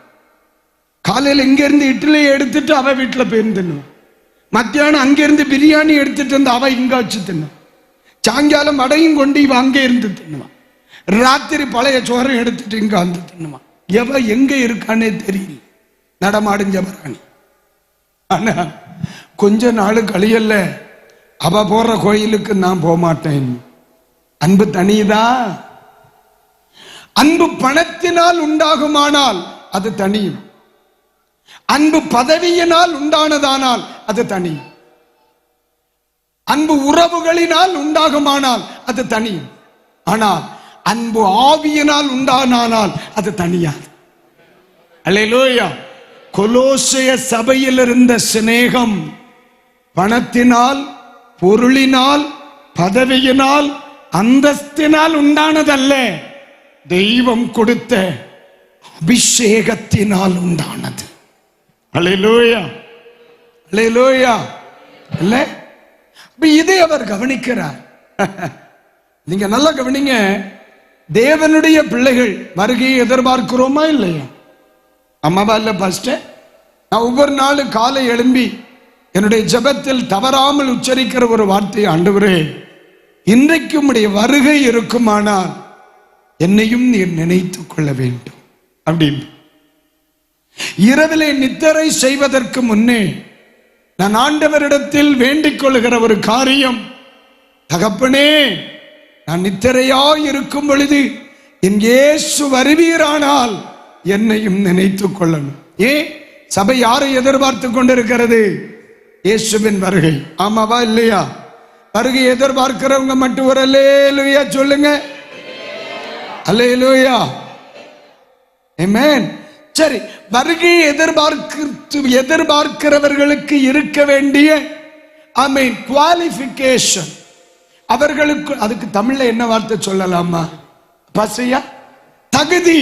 நன்றி. எனக்கு இங்கிலீஷ் வருது, தமிழ் வரல. கண்டியா கொடுமைய.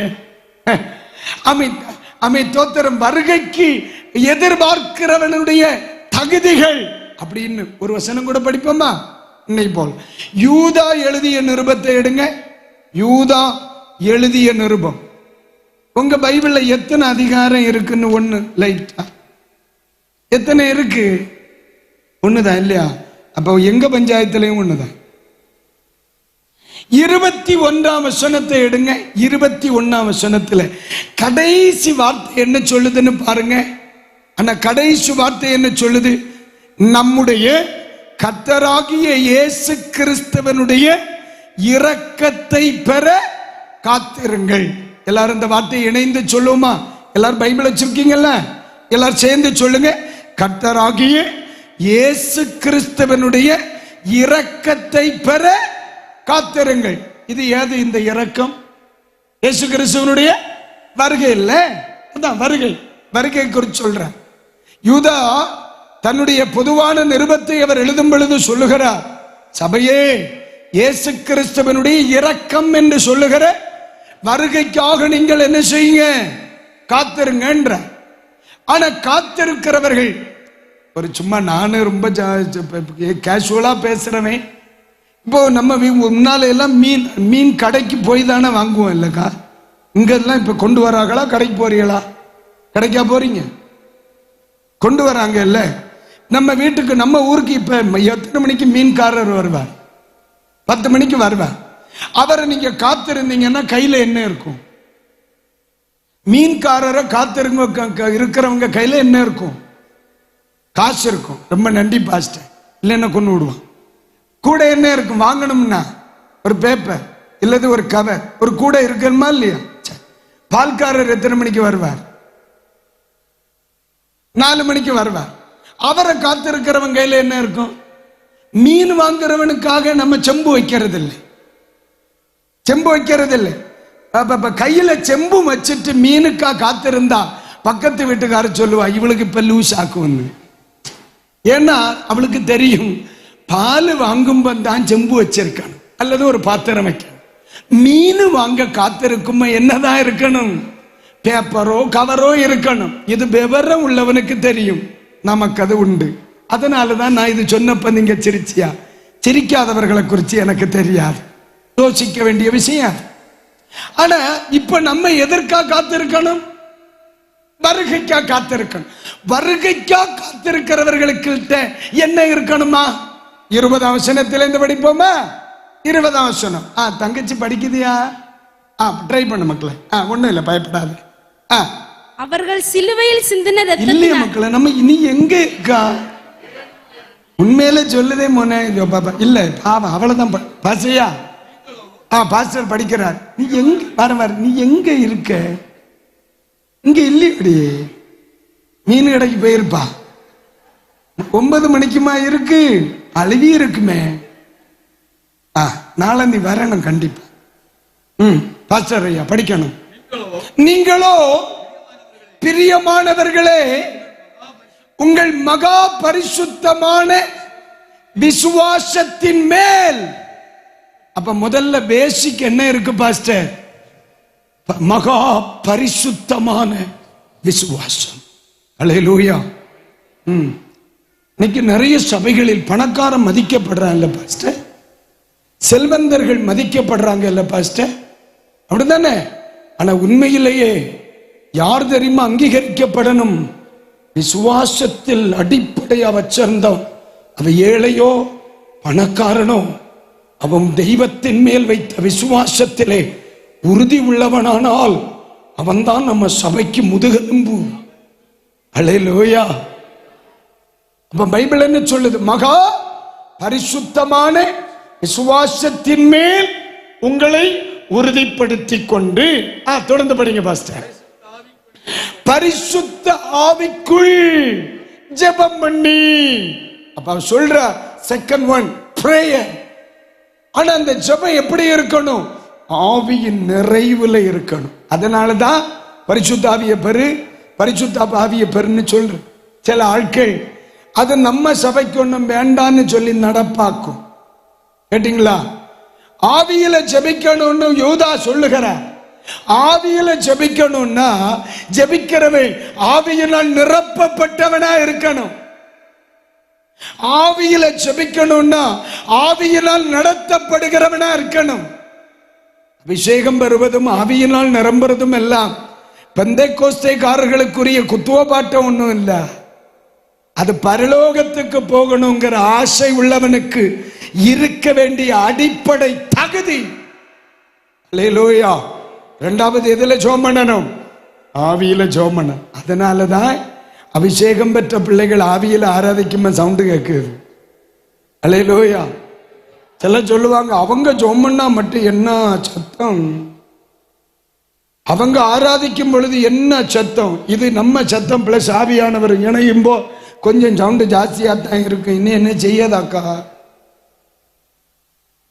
மூணாவது படிங்க நமக்கு யாரு பாஸ்டர்? தேவனுடைய அன்பிலே உங்களை, இந்த மூணு காரியம்: ஒன்று விசுவாசம், ரெண்டு ஆவியின் ஜெபம், மூன்று தேவனுடைய அன்பு காத்துக்கொண்டு. இனி படிங்க பாப்பா.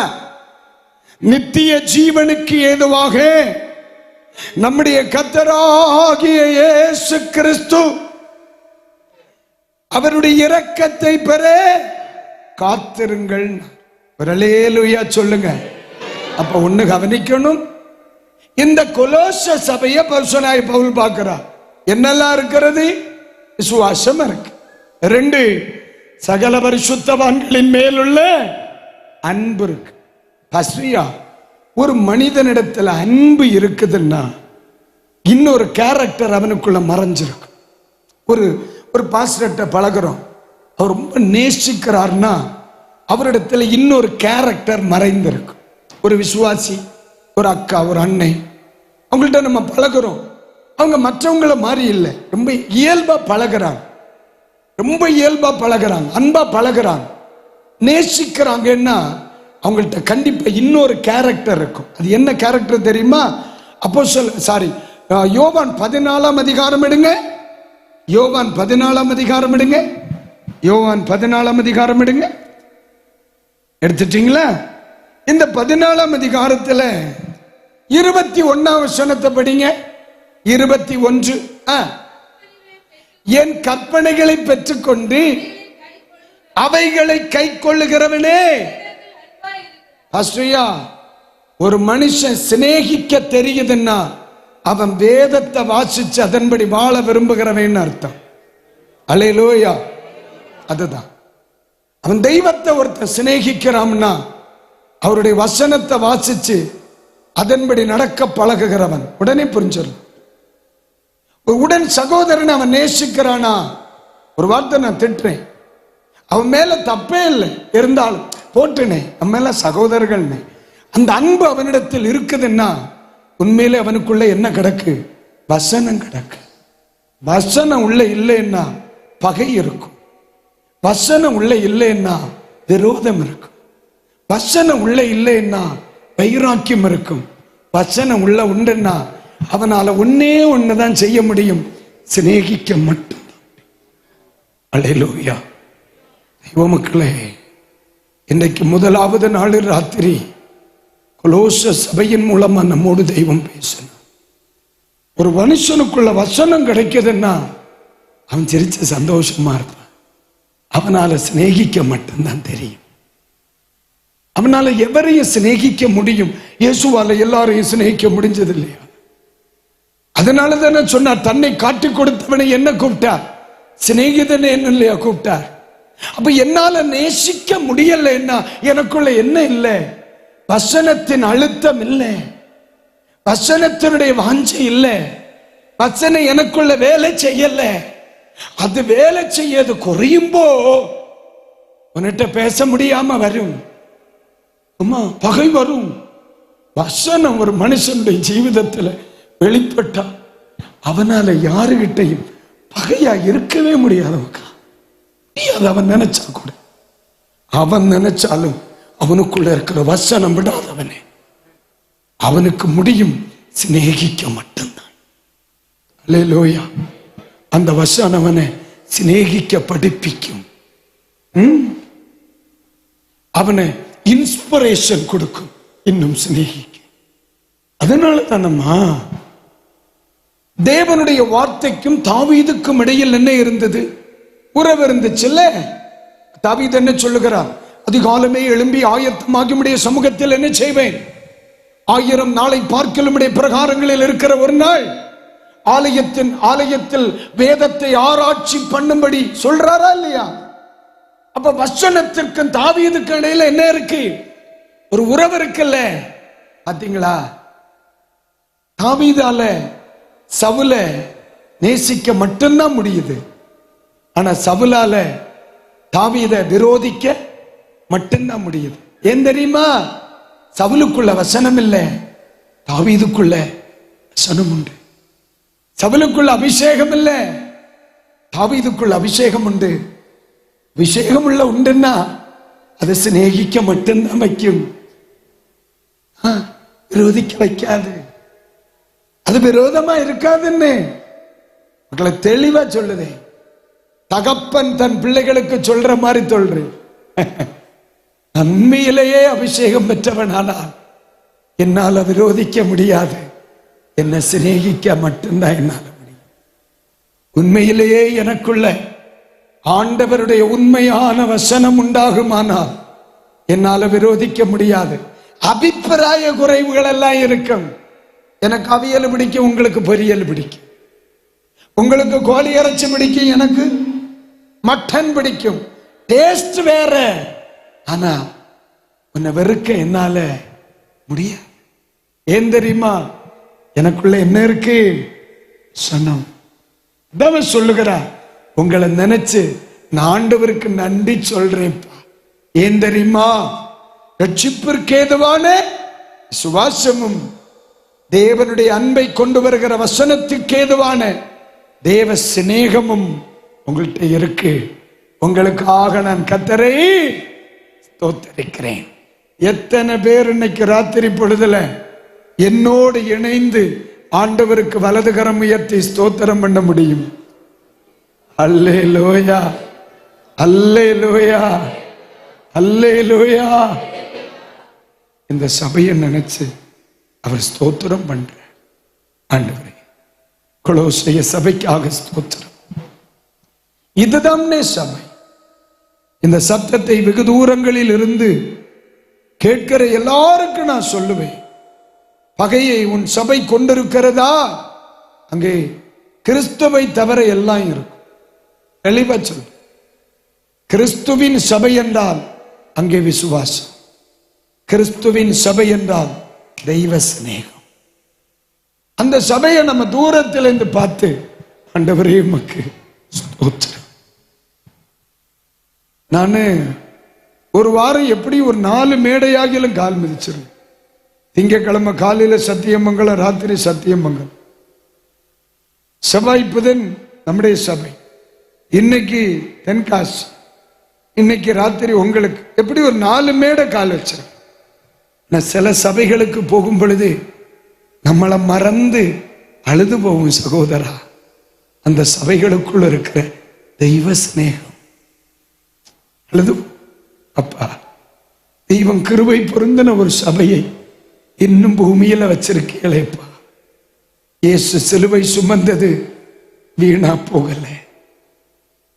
ஆனா சில சபைகளுக்கு போகும் பொழுது நம்மளால சந்தோஷப்பட முடியாது. வேதனை உண்டாகும், வேதனை உண்டாகும். அவங்க ஆராதனையில் ஒரு சந்தோஷம் இருக்காது, அவங்க கீழ்ப்படிதல் இருக்காது, அவர்களுக்குள்ளே அன்பை பார்க்க முடியாது, சுவாசத்தை பார்க்க முடியாது. ஆனா கொலோசைய சபை தூரத்தில் இருந்து அப்போஸ்தலன் பவுல் சொல்லுகிறார், எப்பா உங்களை நினைச்சு நான் ஸ்தோத்திரம் சொல்றேன்ப்பா. உங்களுக்குள்ளே விசுவாசமும் அன்பும் இருக்கிறது. ஒன்று ரட்சிப்பு, இன்னொன்று வசனம். ஏமா உங்களுக்குள்ள விசுவாசம் இருந்தால் கண்டிப்பா உங்களுக்குள்ள ரட்சிப்பு இருக்கும். உங்களுக்குள்ள அன்பு இருந்தால் கண்டிப்பா என்ன இருக்கும்? வசனம் இருக்கும். அன்பு இருந்தால் என்ன இருக்கும்? எல்லாரும் பைபிளை தூக்கி தலைக்கு மேல உயர்த்தி ஒரு அல்லேலூயா சொல்லுங்க பார்க்கலாம். சத்தமா சொல்லுங்க அல்லேலூயா, அல்லேலூயா. இந்த சபைக்காக நான் கர்த்தரை ஸ்தோத்திரிக்கிறேன். இந்த இரவு நேரத்தில் ஆண்டவர் நம்மோடு கூட பேசினார். செய்தி முடியல, இப்பதான் நம்ம லைட்டா ஆரம்பிச்சிருக்கோம். என் நிலை சரியானா நாளை காலையில எதுல விட்டனோ அதுல இருந்து தொடங்கும். ஆமா, அடுத்த வருஷம் வரைக்கும் பேசலாம் கொலோசியர்ல இருந்து. அவ்வளவு ரகசியம் இருக்கு அதுல. நாளைக்கு காலையில அறிவியலோ நான் வருவேன்னு சொல்றவங்க கை தூக்குங்க பார்ப்போம். அல்லேல் கொல்லுவாங்க. அல்லேல சொல்ல சொன்ன கை மட்டும் தானுங்க. கை தூக்குங்க கேட்கட்டும். இல்ல நான் வரணுமான்னு தீர்மானிக்கணும் இல்லையா? ஆம், சரி, எல்லாரும் எழும்புங்க, ஜெபம் பண்ணும். ஒரு 5 நிமிஷம் ஒரு தீர்மான ஜெபம். ஒரு 5 நிமிஷம் ஒரு தீர்மான ஜெபம். ஞாயிற்றுக்கிழமை ராத்திரி இந்த மேடையை விட்டு நான் இறங்கும் பொழுது உங்களை புதிய கிருபைக்கு நேராக ஜெபித்து இறங்கணும். இந்த 3 நாட்கள் கன்வென்ஷன் முடியும் பொழுது நம்முடைய ஜெப ஜீவியத்தின் அடுத்த நிலை, நம்முடைய விசுவாசத்தின் அடுத்த நிலை, நம்முடைய ஆவிக்குரிய வாழ்க்கையின் அடுத்த நிலை அடையணும். அதனால இன்றைக்கு ராத்திரி தன்னைத்தான் சோதித்து அறிகின்ற ஒரு இரவாய் மாறணும். அந்த சபைக்குள்ள 2 காரியங்கள் இருக்கிறது. ஒன்று விசுவாசம். அப்படியானால் அந்த சபைக்குள்ள என்ன இருக்கு? ரட்சிப்பு இருக்கிறது. ரட்சிக்கப்பட்ட தேவ பிள்ளைகள் மட்டும் உங்களுடைய வலது கரங்களை ஒரு கணம் உயர்த்தி, அம்மானே உங்க வலது கரத்தை உயர்த்தி, அப்பா என்னை நீ ரட்சித்தபடியினால் உமக்கு நன்றி சொல்லுங்க பார்க்கலாம். எத்தனை பேர் சொல்ல முடியும்? உங்களுக்குள் விசுவாசம் இருக்கிறதை குறித்து ஆண்டவருக்கு ஸ்தோத்திரம் சொல்கிறேன். இந்த விசுவாசத்தை அணைத்து விடுவதற்கு சத்துரு எடுத்துக்கொண்ட எத்தனையோ திட்டம், அதெல்லாவற்றையும் தேவன் உடைத்து இன்றைக்கு ராத்திரி வரையும் இந்த விசுவாசத்தில் என்னை தேவன் வைத்திருக்கிறதை குறித்து நான் ஆண்டவருக்கு நன்றி சொல்கிறேன். அல்லேலூயா. அப்படியே நம்முடைய வலது கரத்தை நெஞ்சு மேல வச்சுக்கிடுங்க, மார்போடு அணைத்து. கொலோசிய சபைக்குள் இருந்த 2ஆம் நிலை அந்த சபையால் சிநேகிக்க முடிஞ்சிச்சு. இயேசு சொன்னார், நீங்கள் ஒருவரில் ஒருவர் அன்பாய் இருந்தால் நீங்கள் என் சிநேகிதர்களாக இருப்பீர்கள், என் சீஷர்களாக இருப்பீர்கள் என்று சொன்னார். இன்று ராத்திரி பொழுதில் என் அன்புக்குரியவர்களே, கடமைக்காக ஒரு கன்வென்ஷன் பேசி, கடமைக்காக ஒரு கன்வென்ஷன் நடத்தி விலகி போகிற ஒரு நிலை அல்ல. இந்த ராத்திரி பொழுது நான் என்னை பரிசோதிக்கிறேன், என்னால் அனைவரையும் சிநேகிக்க முடிகிறதா என்று. என்னால் அனைவரையும் சிநேகிக்க முடிகிறதா? என் அன்பு தெய்வ பிள்ளையே, தன்னை தான் சோதி தருகிற ஒரு ராத்திரி. நான் ஆவியில் நிரம்புகிறேன், அந்நிய பாஷை பேசுகிறேன், ஆலயத்திற்கு வருகிறேன், ஊழியங்களை செய்கிறேன், ஊழியங்களுக்கு கொடுக்கிறேன். ஆனால் சிலரை எனக்கு என்னால் நேசிக்க முடியவில்லை. எல்லாரையும் என்னால் நேசிக்க முடிகிறதா? எல்லாரையும் என்னால் அன்பாயிருக்க முடிகிறதா? ஒவ்வொரு நாளும் நானும் இயேசு எப்பொழுது வருவீர் என்று எதிர்பார்க்கிறேன். ஆனால் அநேகரை என்னால் நேசிக்க முடியலையே. என்னை தெரியாத பகை, என்னை தெரியாத வெறுப்பு, என்னை தெரியாத பகை உணர்வுகள். இன்று ராத்திரி ஆண்டவர் என்னோடு தான் பேசுகிறார். அப்படி எனக்குள் அந்த கலை வளருமானால், அப்படி ஒரு உணர்வு என்னில் வளருமானால், அப்படி ஒரு இருதயம் என்னில் வளருமானால், நேசிக்க வேண்டியவர்களை என்னால் நேசிக்க முடியவில்லை என்றால், நேசிக்க வேண்டியவர்களை வெறுக்க முடிகிறது, வெறுக்கிறேன் என்றால் எனக்குள்ளே வசனம் பலகீனப்பட்டு விட்டது என்று அர்த்தம்.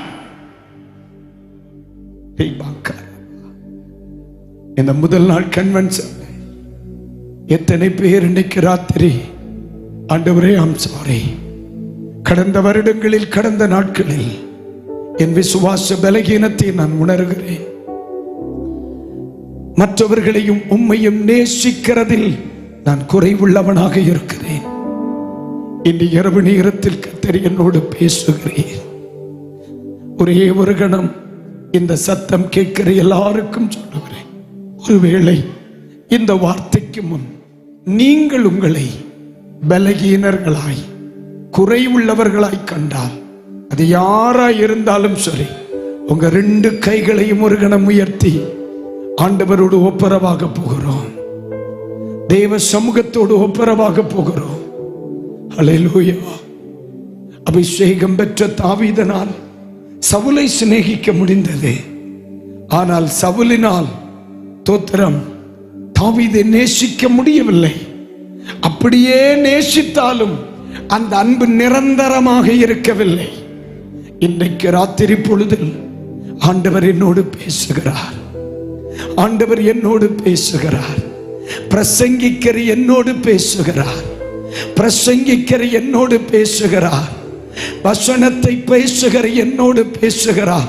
பிரசங்கிக்கிறவனை ஆகாதவனாக போய்விடாதபடிக்கு இன்றைக்கு ராத்திரி நேரத்திலே என்னால் விசுவாசத்திலே நிற்க முடியுமானால் எனக்குள்ளே இரட்சிப்பு செயல்படுகிறது. என்னால் நேசிக்க முடியுமானால் கர்த்தருடைய வார்த்தை எனக்குள் செயல்படுகிறது. இந்த நிலைக்கு தன்னை அர்ப்பணிக்கிறவர்கள் இப்ப ஜோமன் ஆரம்பிப்பாங்க. இப்ப ஜோமன் ஆரம்பிப்பாங்க. வெறுப்ப நான் விடுறேன்னு சொல்லுகிறவர்கள் ஜோமன் ஆரம்பிப்பாங்க. தோத்திர இப்போ ஆண்டவரே, யாரை கடந்த நாட்களில் வெறுத்தேனோ, யாரிடத்திலே பகை உணர்வு கொண்டேனோ, எதற்காக பகை உணர்வு கொண்டேனோ, ஏன் என்னால் நேசிக்க முடியவில்லையோ, அப்பா என்னை மன்னியும், இன்றைக்கு ராத்திரி என்னை அர்ப்பணிக்கிறேன் என்று சொல்கிறவர்கள் இனி பரிசுத்த ஆவியானவர் அவர்களை மாற்றுவார். இந்த வசனத்துக்கு தன்னை ஒப்பு கொடுக்கிறவர்களால இனி அந்நிய பாஷையில ஜெபம் பண்ண முடியும். இந்த வசனத்திற்கு முன்னே தன்னை பரிசோதிக்கிறவர்களாக பரிசோதிக்கிறவர்களா இனி அந்நிய பாஷையில தான் ஜெபம் பண்ண முடியும். உடரதன சியாந்தலவ ரிபிக்கரபத்துனா ரிகாதன ஹந்தலவ சியக்கரபலவ ஆண்டவரே, அன்றைக்கு இருந்த விசுவாசத்தின் அனுபவம் இன்றைக்கும் காத்துக்கொள்ள கர்த்தர் எனக்கு உதவி செய்திருக்கிறேன். என்னால் நேசிக்க முடியுதுப்பா, வெறுக்க முடியலப்பா, வெறுக்க முடியலப்பா, விலக முடியலப்பா, குறை சொல்ல முடியலப்பா என்று ஒரு தேவ பிள்ளை சொல்லுவானால் இந்த நிமிஷம் அவனால் ஆராதிக்காம இருக்க முடியாது. அவனுக்குள் இருக்கிற பரிசுத்த ஆவியானவர் அவனை ஆராதிக்க தூண்டுவார். அவர்கள் இனி ஆவியில் நிரம்பி கர்த்தரை ஆராதிக்கிறத பார்க்க முடியும். அவர்கள் இனி சபைக்குள்ள ஆவியில் நிரம்பி ஆராதிக்கிறத பார்க்க முடியும். காரணம், ஆவியானவர் அவர்களை துதிக்க வைப்பார். கொஞ்ச நேரம் அப்படிதான் ஆவியானவருக்கு இடம் கொடுக்க என்ன மன்னி ஆண்டவரே, நேசிக்க தவறிவிட்டேன், நேசிக்க தவறிவிட்டேன், பகையை வளர்த்து விட்டேன், பிரிவினையை வளர்த்து விட்டேன், வெறுப்பை வளர்த்து விட்டேன். ஆமை தோத்திர வீட்டில் சிலரோட பேசல, குடும்பத்தில் சிலரோட பேசல. ஐ அம் சாரி ஆண்டவரே, இன்றைக்கு வசனத்துக்கு என்ன ஒப்பு கொடுக்கிறேன். இன்றைக்கு என்னை மறுபடியும் உயிர்ப்பிக்க மாட்டீரோ?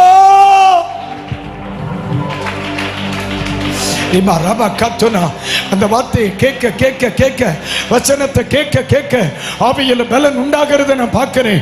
துதிக்க துதிக்க வசனத்துக்கு ஒன்று ஒப்பு கொடுக்கிறேன். யாரிடத்தில் எல்லாம் பகை இருக்குதோ அவர்களை கர்த்தர் ஞாபகப்படுத்துவார். அவர்களுக்கு ஆண்டவரே அவர்களை மன்னிக்கிறேன், அவர்களை மன்னிக்கிறேன், அவர்களோட ஒப்புரவாகிறேன், அவர்களோட பேசுறேன். ஆண்டவரே அவங்க கூட பேசுகிறேன். இன்னைக்கு ஆராதனை முடிச்ச உடனே அவங்க கூட பேசுறேன். இன்னைக்கு நாளைக்கு ஆலயத்துக்கு வரதுக்கு முன்ன என் அக்காட்ட, என் அண்ணன்ட்ட, எங்க பக்கத்து வீட்டுக்காரங்க கிட்ட நான் பேசுறேன். இனி பகை எனக்கு வேண்டாம். அர்ப்பணம் செய்ய முடியுமானா இன்னைக்கு பகல் வேளையில், இன்னைக்கு ராத்திரி வேளையில் கர்த்தருடைய ஆவியானவர் உங்களை நிரப்புறத நீங்க பாப்பீங்க. அப்படிப்பட்டவருடைய ஆராதனையில் ஜீவன் இருக்கும். அப்படிப்பட்டவருடைய ஆராதனையில் ஜீவன் இருக்கும். அப்படிப்பட்டவர்களுடைய ஆராதனையில் ஜெயம் இருக்கும்.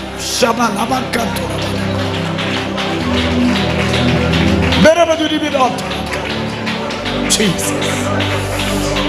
Yes. Hallelujah. இன்றைக்கு ராத்திரி நேரத்தில் இந்த முதல் நாள் கன்வென்ஷன் கூடுகையில் தேவனுடைய ஆவியானவர் தெளிவாக பேசினதை நான் உணர்ந்தேன். வாய் என்னுடையதும் வார்த்தை கர்த்தருடையதும். இன்றைக்கு ராத்திரியில் பாஸ்டர் தேவனுடைய வசனத்தை நான் கேட்டிருக்கேன். அன்மே நானும் என்னுடைய வாழ்க்கையில் சிநேகிக்கவும் விசுவாசிக்கவும் என்னை மறுபூர்வமா ஒப்பு கொடுத்துறேன் என்று சொல்கிறவர்கள் மட்டும் உங்க வலது கரத்தை உயர்த்துங்க. ஆமா, விசுவாசிக்கவும் சிநேகிக்கவும். அல்லேலூயா. ஆமென். என்னை ஒப்பு கொடுத்துறேன் ஆண்டவரே, என்னை ஒப்பு கொடுத்துறேன் ஆண்டவரே, என்னை ஒப்பு கொடுத்துறேன் ஆண்டவரே. அல்லேலூயா. உகந்த காணிக்கையா ஒப்பு கொடுத்தேனையா, சுகந்த வாசனையா முகந்து மகிழுமையா, வேண்டாத பலகீனங்கள் ஆண்டவா முன்வைக்கிறே. இந்த ராத்திரியிலப்பா என் வாழ்க்கையில என்னை உயிர்ப்பிக்க மாட்டாத சில சுபாவங்கள், என்னை பலகீனப்படுத்துகிற சில சுபாவங்கள் இன்றைக்கு நான் பலிபீடத்திற்கு மேல் வைத்து விடுகிறேன் ஆண்டவரே. எனக்கு நல்ல நம்பிக்கை இருக்கு. இந்த 3 நாட்கள் கன்வென்ஷன் முடியும் பொழுது அநேக குடும்பங்களின் சூழ்நிலைகளை கர்த்தர் மாற்றுவார். அநேக குடும்பங்களில் வெளியரங்கமான விடுதலைகள் உண்டாகும். அநேக குடும்பங்கள் மாமை தோத்திரம் சேனம் கட்டப்படும். புதியதொரு ஆரம்பத்திற்காக இன்றைக்கு ராத்திரி வேளையில் வசனத்திற்கு தன்னை ஒப்புக் கொடுக்கிற பிள்ளைகள் கரங்களை தட்டி ஆண்டவருக்கு நன்றி சொல்லுங்க பார்க்கலாம்.